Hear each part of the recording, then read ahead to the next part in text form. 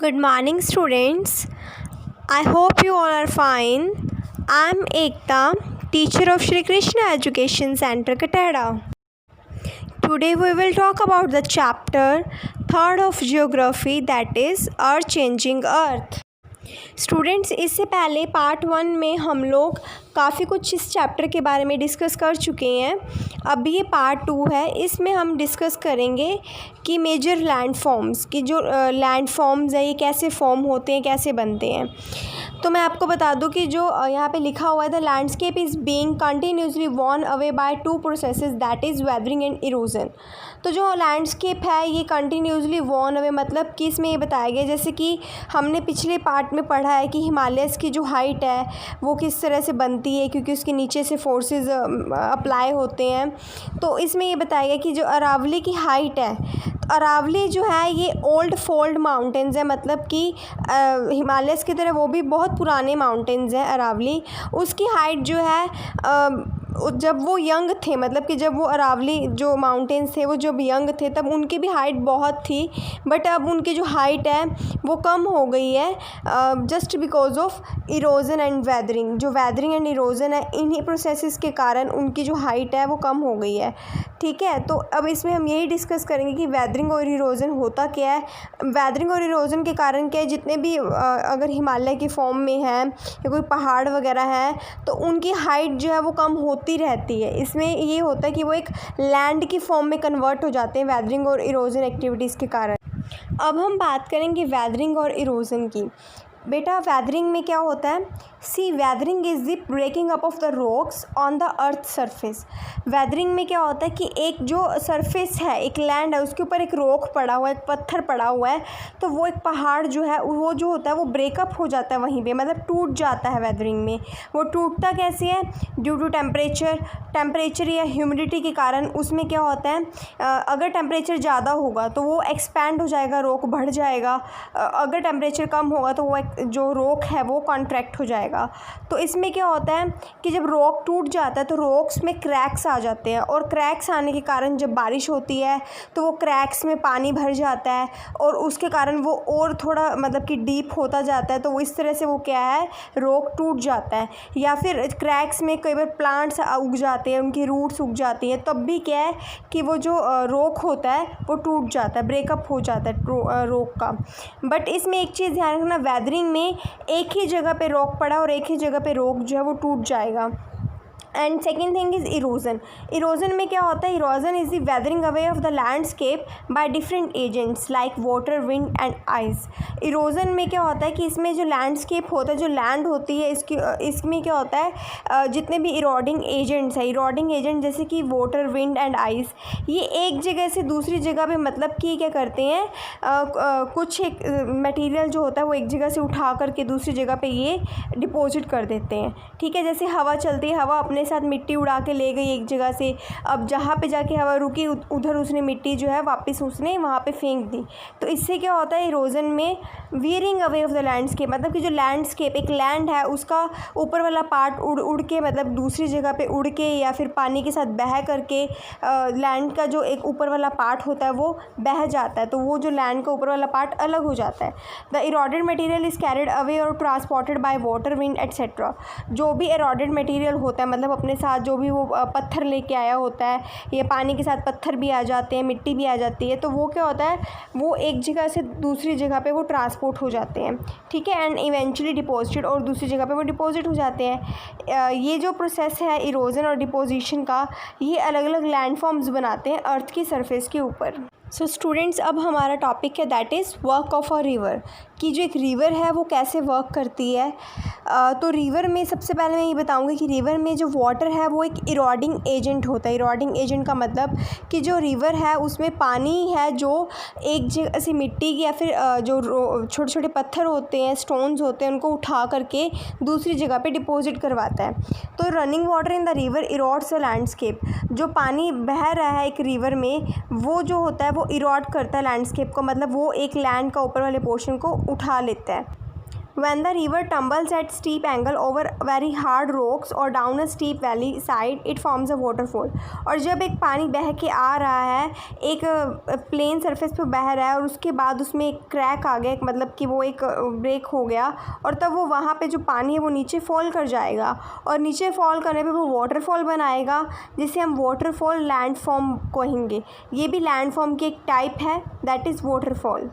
बेटा base diagram में हमें रिवर का एक पाथ, मतलब रिवर कैसे फ़्लो करता है वो बताया गया है। जब रिवर फ़्लो करती है, अगर रिवर एक हाई स्पीड से फ़्लो कर रही है तो वो अपने साथ क्या है, इरोडिंग एजेंट्स, मतलब कि पानी जो है वो अपने साथ क्या है, मिट्टी वगैरह को बहा कर ले जाएगा, जितने भी जो भी पत्थर वगैरह होंगे, कंकर होंगे, उन सबको वो बहा कर ले जाएगा। ठीक है, तो अगर रिवर की स्पीड, रिवर जो है वो हाई फ्लो स्पीड से फ़्लो करेगी। अगर एक रिवर प्लेन सरफेस पे चल रही है तो प्लेन सरफेस पे उसकी स्पीड जो है वो कम हो जाएगी। अगर स्पीड कम होगी तो रिवर क्या है, जो भी उसने डिपॉजिट किया हुआ है अपने साथ, लाइक जैसे मिट्टी है, कंकर है, तो वो एक सिल्ट, मतलब एक गारा सा बन जाएगा।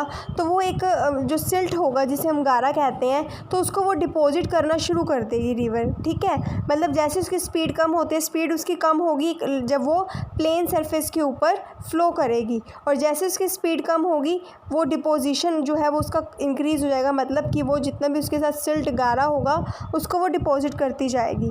अब यहाँ पे लिखा हुआ है, as a river enters a plain it twist and turns forming large bends known as meanders. तो बेटा मिनिएंडर्स क्या होते हैं, आपको यह डायग्राम में भी दिखाया गया। मिनिएंडर क्या होते हैं, एक स्नेक लाइक मूवमेंट होती है रिवर की। अभी इस डायग्राम में दिखाया गया कि जो रिवर है वो किस तरह स्नेक की, जैसे स्नेक मूव करता है वैसे रिवर मूव कर रही है। तो स्नेक लाइक मूवमेंट जो होती है रिवर की, उसको हम मिनिएंडर बोलते हैं। Due to continuous erosion and deposition along the sides of the meander, the ends of meander loop come closer and closure.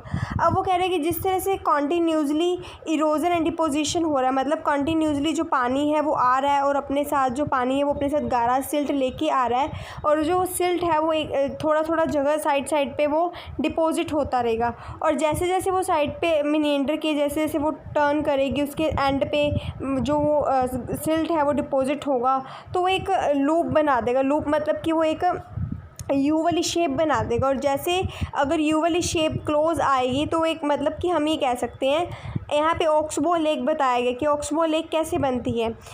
जब ये क्या होता है कि एक मिनिएंडर बना है, मिनिएंडर जो होता है, एक सिंपल फॉर्म में बता रही हूँ कि जो मिनिएंडर होता है जब ये रिवर से अलग हो जाता है, मतलब मिनिएंडर रिवर का एक पार्ट है, जब रिवर का जो एक पार्ट रिवर से अलग हो जाता है, कट हो जाता है, तो वो एक ऑक्सबो लेक बना देता है। ठीक है, और at times the river overflow its banks, और वो ये कह रहे हैं कि जब रिवर जो है, मतलब कि जब ओवरफ्लो करती है तब क्या होता है, this leads to the flooding of the neighbouring areas.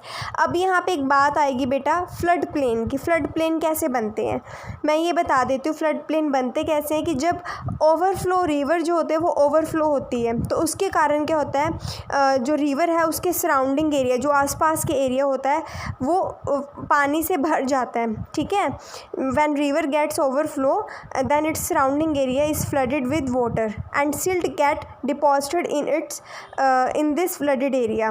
और वो ये कह रहे हैं इसमें कि जब एक रिवर जो है वो चल रही है, फ्लो कर रही है, और वो ओवरफ्लो करने लगी, मतलब पानी ज़्यादा उसमें बहने लगा, तो उसके आसपास के एरिया जो है वहाँ पे पानी और मतलब इकट्ठा हो जाएगा। और जब वहाँ पे थोड़ा थोड़ा पानी आ जाएगा, और उधर क्या है कि जब वो जो रिवर है वो अपने साथ सिल्ट भी लेके आई है, गारा भी लेके आई है, तो जो सिल्ट है वो फ्लडेड एरिया में डिपॉजिट हो जाएगा।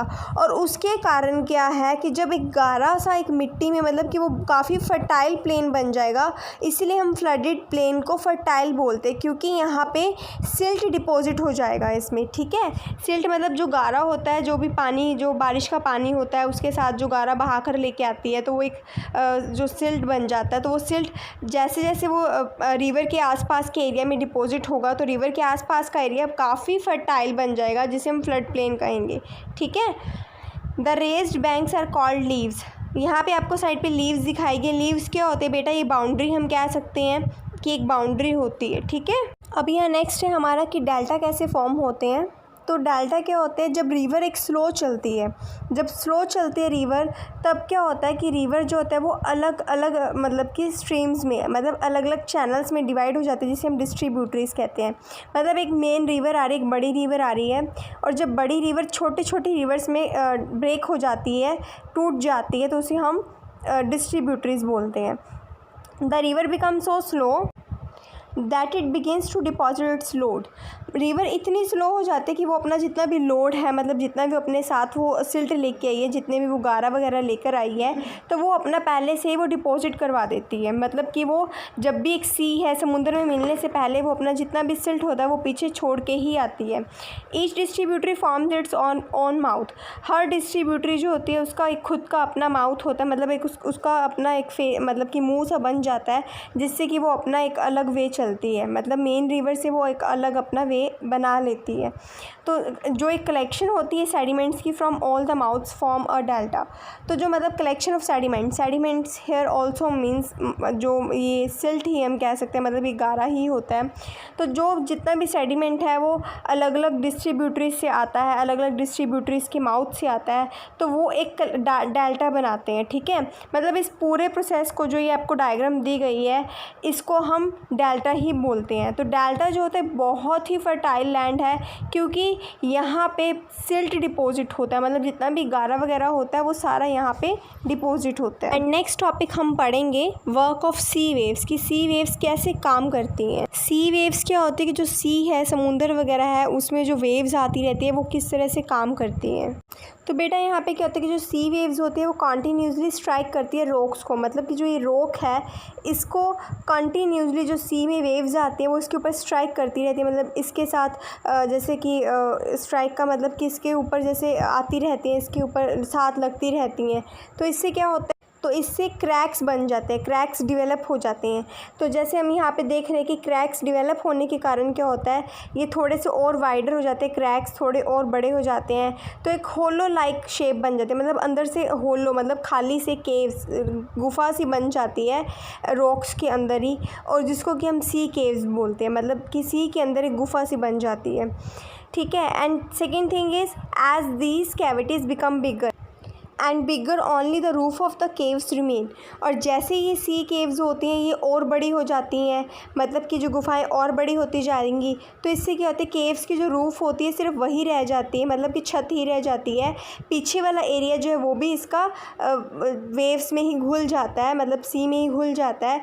तो इससे क्या होता है कि एक गुफा बिल्कुल और खाली सी हो जाती है, जिसे हम सी आर्चेस बोलते हैं। ठीक है, इसके अंदर कहते हैं सी आर्चेस में हम एक जगह से दूसरी जगह मूव भी कर सकते हैं। केव्स में तो पीछे एक जगह मतलब कि बंद होती है, अगर हम अंदर भी जा रहे हैं, केव्स में, गुफा में जा रहे हैं, तो एक दीवार सी आ जाएगी। बट सी आर्चेस में पीछे वाली दीवार भी नहीं रहती। इसमें क्या होता है, आर्चेस में हम एक जगह से दूसरी जगह नीचे से पास कर सकते हैं, कोई एक चीज़ नीचे से पास कर सकती है।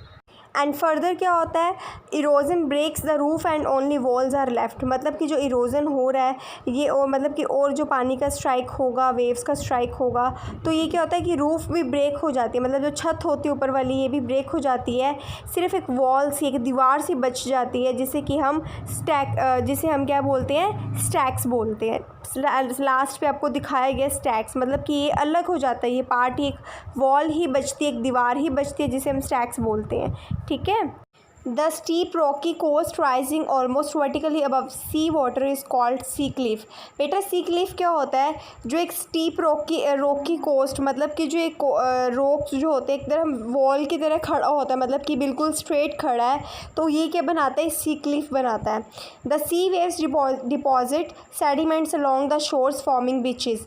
तो बेटा बीचेस कैसे बनते हैं, जो सी वेव्स होती हैं, जो समुद्र में जो लहरें आती हैं, वो बार बार क्या होता है, वो सेडिमेंट्स को डिपॉजिट करवाती है। मतलब शोर्स होते हैं किनारे, किनारों के ऊपर वो जितना भी सेडिमेंट, मतलब जितना भी गारा वगैरह है, जो मिट्टी है, जो भी कंकर वगैरह, वो डिपॉजिट करवाती हैं, और वो किनारों के ऊपर ही एक बीचेस बनते हैं। ठीक है, अब नेक्स्ट है वर्क ऑफ आइस, कि जो आइस है, जो बर्फ़ है, वो कैसे वर्क करती है। Glaciers are rivers of ice. Glaciers क्या होते हैं, ये एक आइस की रिवर्स होते हैं, मतलब जो आइस होती है उसकी रिवर्स को हम ग्लेशियर्स बोलते हैं। ये क्या होते हैं, जब आइस जो ग्लेशियर्स होते हैं जब ये टूटते हैं तो ये क्या करते हैं, ये अपने साथ पूरे का पूरा मतलब कि लैंडस्केप जो होता है उसको बुलडोज कर देते हैं। मतलब कि ये क्या करते हैं, जैसे अब हमने पीछे पढ़ा है कि उसमें क्या था कि जब भी कोई रॉक टूटता था तो वो क्या था, मतलब थोड़ा थोड़ा करके वो या फिर जैसे भी वो इरोजन होता था वो थोड़ा थोड़ा उड़ा कर ले जाते थे। तो इसमें क्या होता है कि जब ये टूटते हैं तो ये पूरे सॉइल को बुलडोज करते हैं। मतलब कि जब जो ग्लेशियर्स होते हैं ये फॉल करते हैं तो ये क्या करते हैं, पूरा का जो रॉक मतलब कि जो लैंड होती है, जो सॉइल होती है उसको बुलडोज कर देते हैं और एंड जो सॉलिड रॉक होता है उसको ये एक्सपोज कर देते हैं। मतलब पूरी नीचे वाली जो ज़मीन होती है उसको एक्सपोज कर देते हैं, दिखा देते हैं। ग्लेशियर्स क्रैव जो होता है ये डीप होलो मतलब कि पूरे एक होलो से बन जाते हैं। और जिस तरह से आइस मेल्ट होती है तो इसमें क्या आता है कि पानी फिल हो जाता है, मतलब कि एक क्रैक बन गया। क्रैक में क्या होता है कि जब ग्लेशियर्स नीचे गिरे तो क्रैक बन गया। क्रैक में क्या होगा, जब टेम्परेचर हाई होगा और जो ग्लेशियर्स होते हैं ये आइस के ही तो बने होते हैं, जब आइस मेल्ट करेगी तो आइस जो है वो मेल्ट करके पानी बनेगा। वो पानी जो फिल होता है तो वो फिल होने से एक ब्यूटीफुल लेक्स बन जाती है माउंटेन्स में।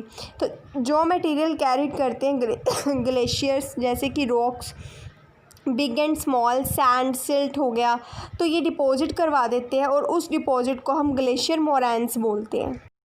एंड लास्ट हमारा टॉपिक है वर्क ऑफ विंड। विंड क्या होती है, हवा। मतलब जो हवा है उसका क्या काम होता है। तो आप कभी भी डेजर्ट गए हैं, लाइक मरूस्थल वगैरह गए हैं, तो वहाँ पे हम देखते हैं सैंड ड्यून्स देखते हैं, मतलब पत्थर जो मिट्टी होती है उसकी टीले, रेत की टीले देखते हैं। तो इसमें मैं कह रहे हैं कि जो विंड होती है वो एक एक्टिव एजेंट है इरोजन करने, मतलब कुछ भी जो मिट्टी है, मिट्टी को उड़ाने के लिए जो हवा होती है वो एक एक्टिव एजेंट है जो कि मिट्टी को इरोड करती है, उड़ा देती है और दूसरी जगह पे डिपॉजिट करती है डेजर्ट्स में। तो डेजर्ट्स में हम क्या देखते हैं कि जो रॉक्स होते हैं वो एक मशरूम की शेप में होते हैं। रॉक्स जो बनते हैं डेजर्ट में, रॉक्स को नीचे से जो हवा होती है वो नीचे से कम करती जाती है तो एक मशरूम शेप्स बना देते हैं और जिसको कि हम कॉमनली मशरूम रॉक्स बोलते हैं। तो जो विंड्स होती हैं वो क्या करती है, लोअर सेक्शन जो होता है रॉक का उसको तो इरोड कर देती हैं और मतलब कि जो अपर पार्ट जो होता है उसमें क्या होता है कि जो हवा चलती है वो अपर पार्ट से भी काफ़ी जो मिट्टी होती है उसको उड़ा कर ले जाती है। और ये क्या करती है, हवा क्या काम करती है, ये एक जगह से उठाती है सामान को, मतलब जो मिट्टी हो गया, जो कंकर हो गए, और दूसरी जगह पे ट्रांसपोर्ट करती है। ठीक है, तो ये मतलब ट्रांसपोर्ट का काम करती है from one place to another. और जहाँ पे ये स्टॉप होती है, ब्लॉक करना, जहाँ पे ये रुक जाती तो वहाँ पे एक हिल लाइक स्ट्रक्चर बनाते हैं जिससे कि हम सैंड ड्यून्स बोलते हैं। तो जब भी जो सैंड होती है, मतलब कि जो फाइन पार्टिकल्स होते हैं सैंड के, जब ये जो विंड होती है फाइन पार्टिकल सैंड के लेके अपने साथ चलती है, लॉन्ग डिस्टेंस कैरी करती है, कवर करती है, तो उसको हम बोलते हैं लूजेस। ठीक है, I hope you will understand this chapter. Thank you so much for watching this video.